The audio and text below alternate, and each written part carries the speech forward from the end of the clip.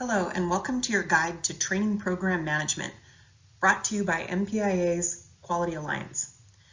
My name is Sarah Mines, and I've teamed up with Mary Johnson, the CEO of Wavelength Electronics, to help you get started with your company's training program or take your existing program to the next level. We'll introduce some concepts and tools to assist you, and your challenge will be to figure out how to apply these concepts and tools to build the best system for your company's needs.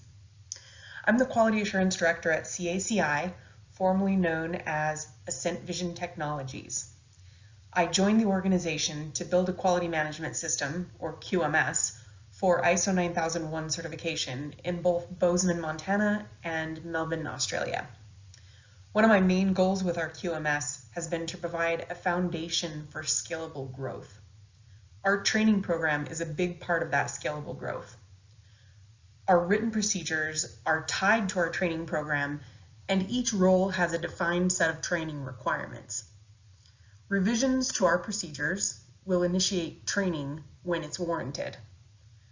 We started with a very basic training program at both of our sites, and we continually improve our system by adding different trainers, videos, and tools to make it easier to disseminate important information and processes.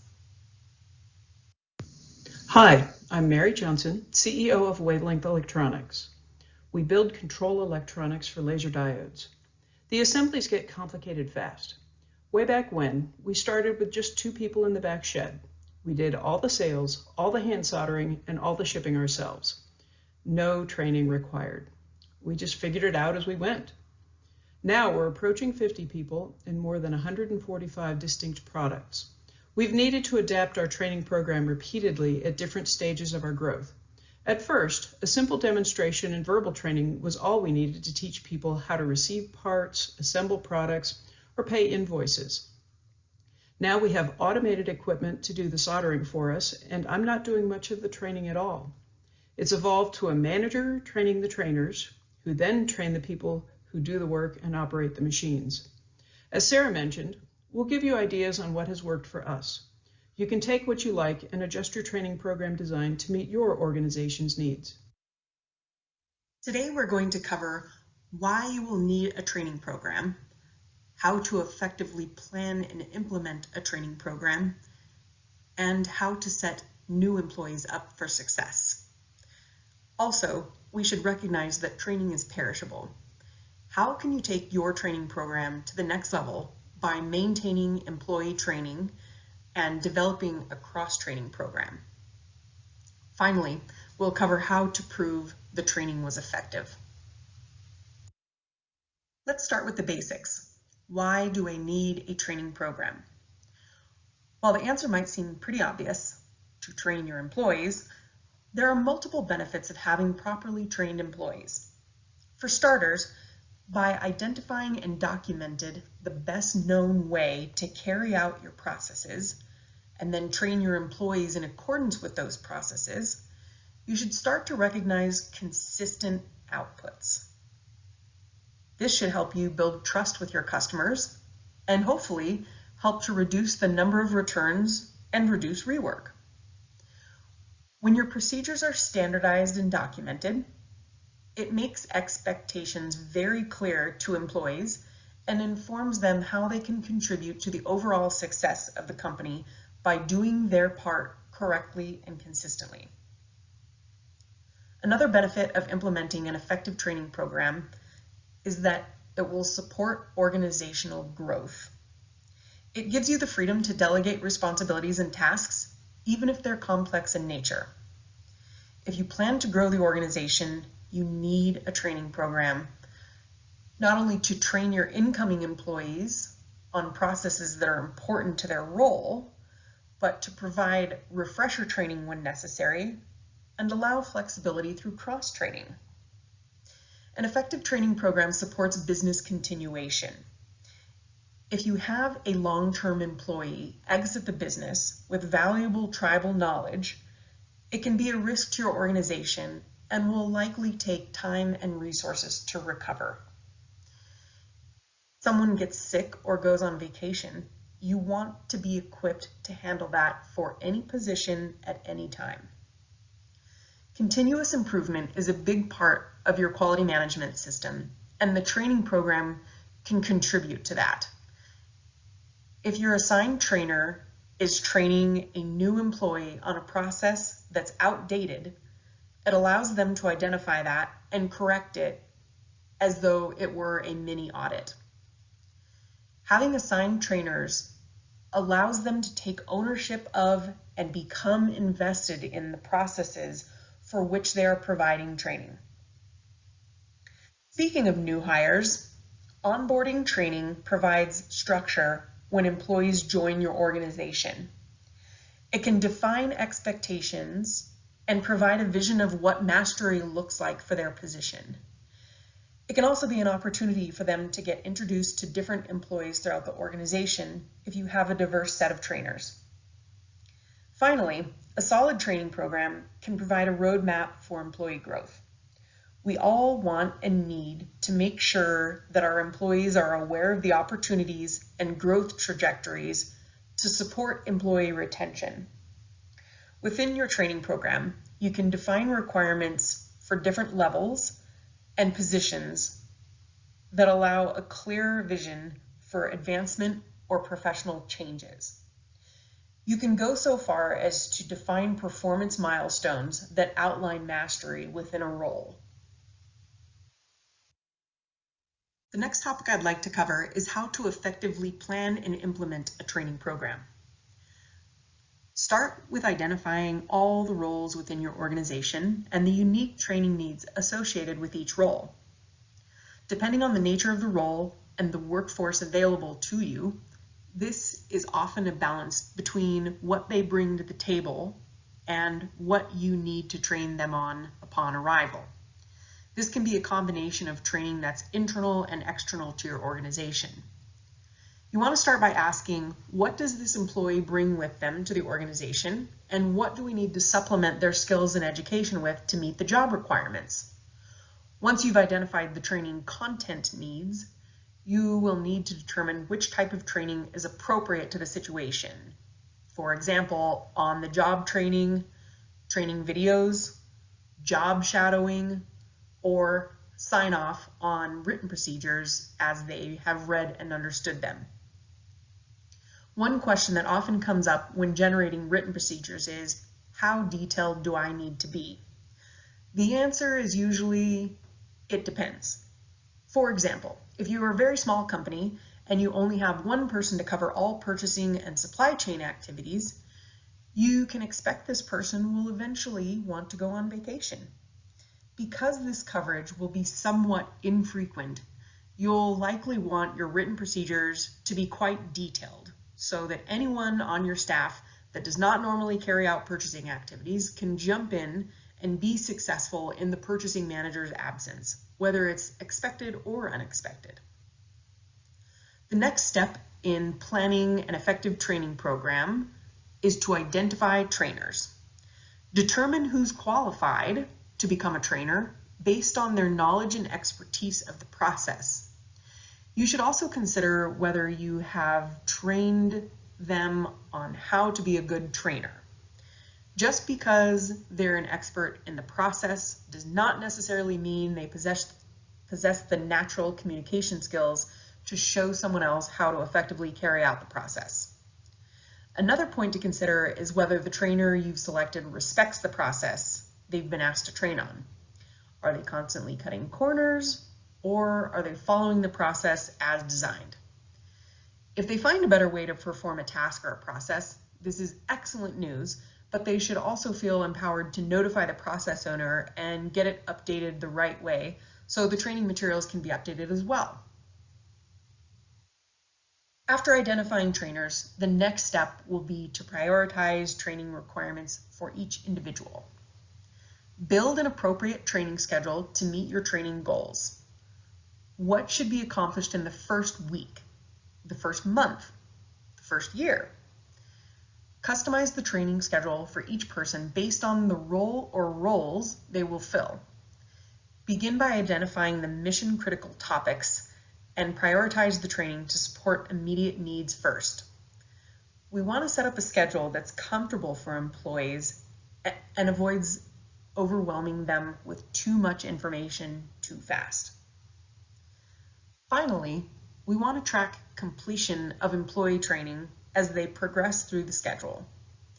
This can be accomplished through a training record, such as a roster that can include the trainer, the topic, the trainee, and date of completion. You'll want to retain these records as part of your ISO certified QMS and for your information so that you know when and what your employees were trained on. Quality managers and/or HR managers often use a centralized tool for keeping track of training requirements and completion called a training log or matrix. This is a simple example of a training tracking tool. You can see the employees are listed in the leftmost column, followed by their job title in the next column over. The available training is listed along the top and includes both internal and external training topics. To keep track of who needs to be trained and who's already been trained, boxes are color-coded with yellow signifying an open requirement and green signifying a fulfilled requirement. If a box is not colored on a specific topic for a specific employee, it means that training requirement is not relevant to their role within the organization. This can be used in conjunction with sign-off sheets and certificates, which are typically stored in the employee files. One can also decide to use text inside each box containing a training requirement.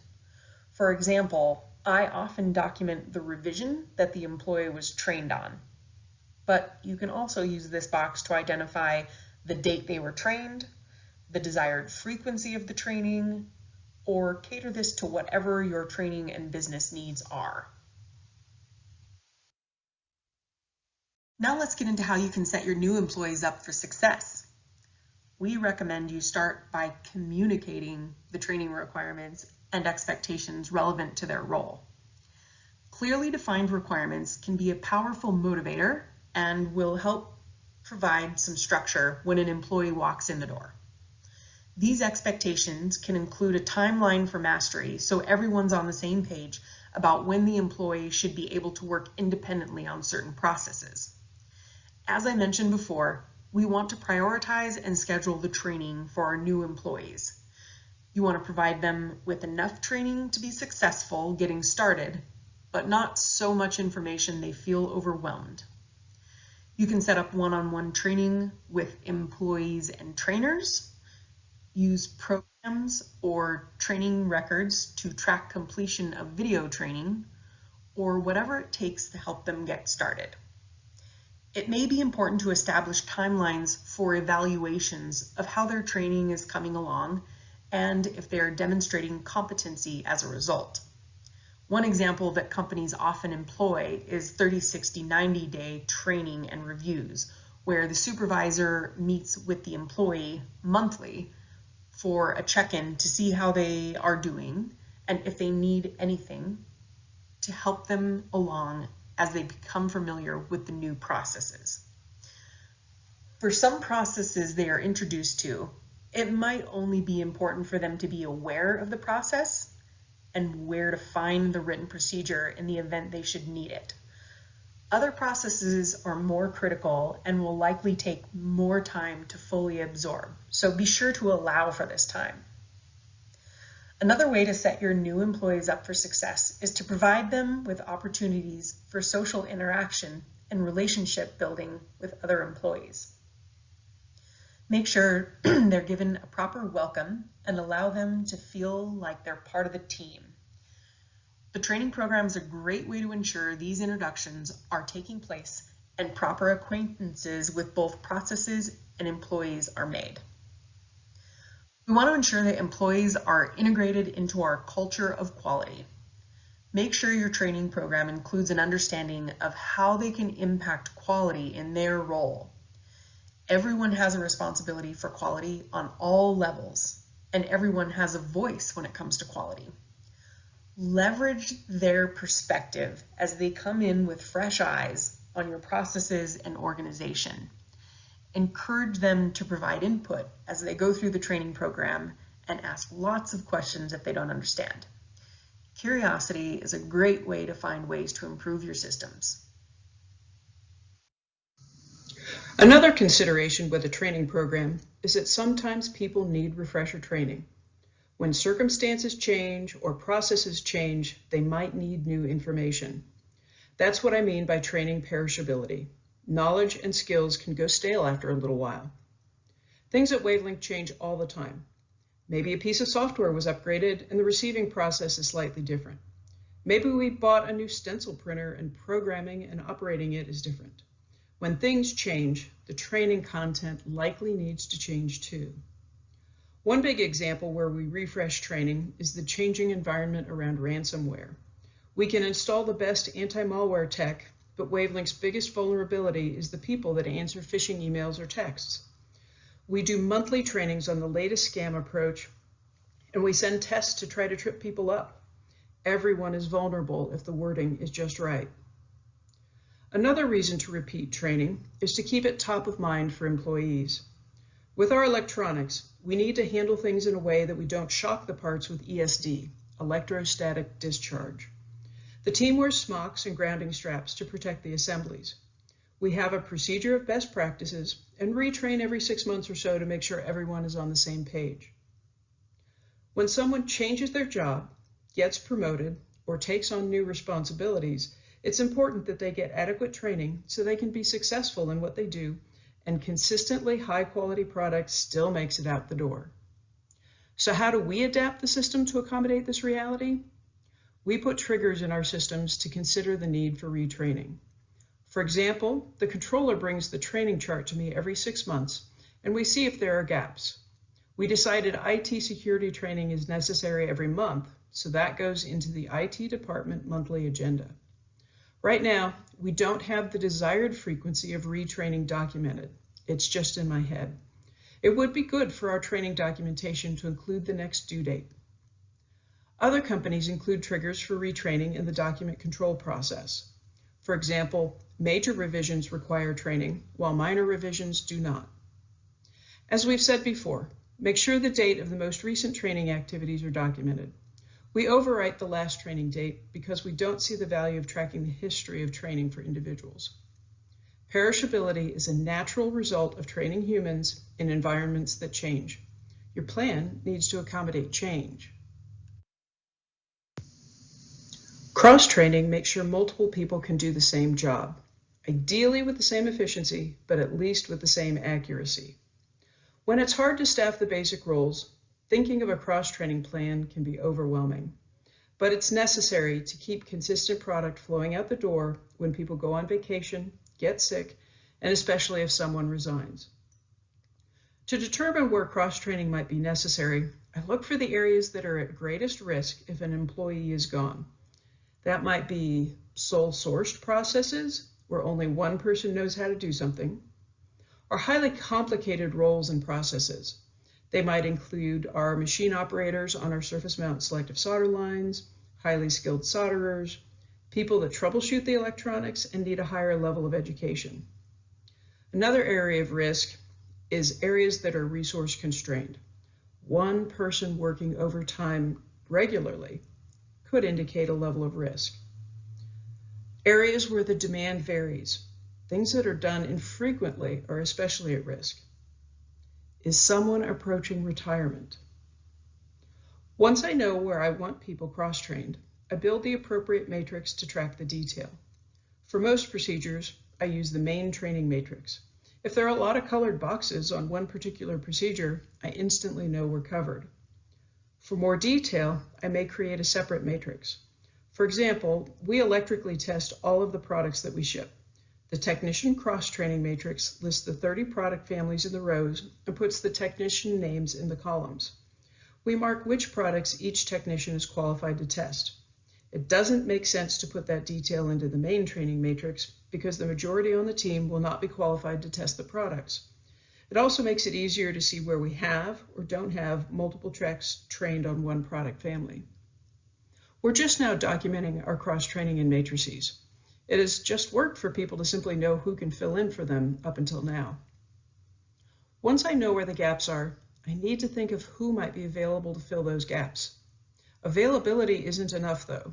I don't want the accountant cross-training to run the surface mount machines, and I certainly don't want the surface mount operator doing payroll.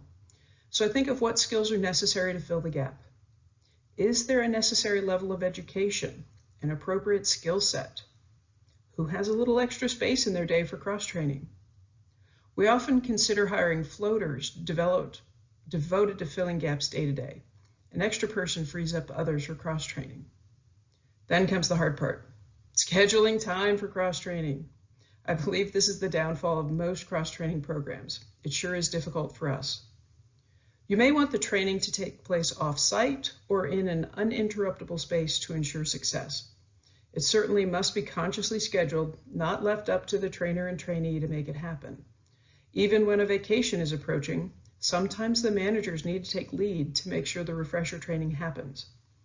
Awareness of perishability is critical in cross-training. If you don't practice skills, you lose them.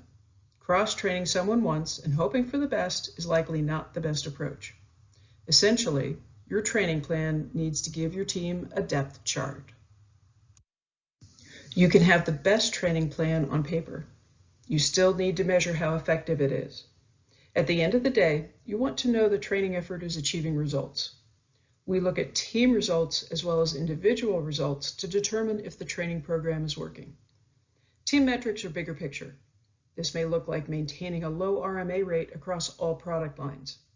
It may look like making sure internal audits prove different people fill out forms the same way.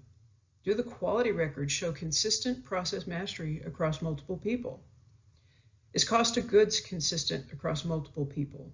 Are some people slower than others? And is training the root cause? We track the test technician's rework time to see if the assemblers are trained appropriately. For individuals, the metrics are more granular. For assemblers, we have them watch training videos and take tests to prove mastery of IPC standards of electronics assemblies. The customer service team may look at customer satisfaction scores or how many quotes turn into orders. It can be as simple as a supervisor observing work and deeming a person competent on a particular process. In all cases, for team or individual metrics, it's important to give employees regular feedback. We celebrate successes when we hit goals and hold brainstorming sessions when we don't. What results in your company would prove that your training program is effective? In summary, an effective training program leads to repeatable processes, consistent outputs, and high quality. It keeps you in business. You need to plan and implement a training program using a matrix. Include the frequency of training, who's qualified as a trainer, what the name of the trainees are, what training is required by role or individual, and that training is complete. Also, set up new employees for success by integrating them into the culture of quality. Make sure the employees understand what's expected of them, make time for training and proper integration, and facilitate interaction with other employees. Your training plan should accommodate the fact that training is perishable. Circumstances constantly change. The business environment, continuous improvement of products and processes, employee growth. Allow for change in your training plan. Also think about cross-training to eliminate risk of product line stops. Identify the greatest areas of risk and dedicate competent resources to provide backup. Remember, one of the biggest failure points in a cross-training program is lack of planning and allotment of time. And finally, prove that your training plan is effective or ineffective by measuring the business outcomes you want. What differentiates you from your competitors? Establish your individual or team metrics accordingly. We hope you found this presentation useful and that it provides a helpful framework for implementing a training process in your organization. For more information about this or other processes, access to example templates, tools, and ideas, please visit our website at www.montanaphotonics.org. You are welcome to reach out to any of the members of the MPIA Quality Alliance for additional questions. Thank you.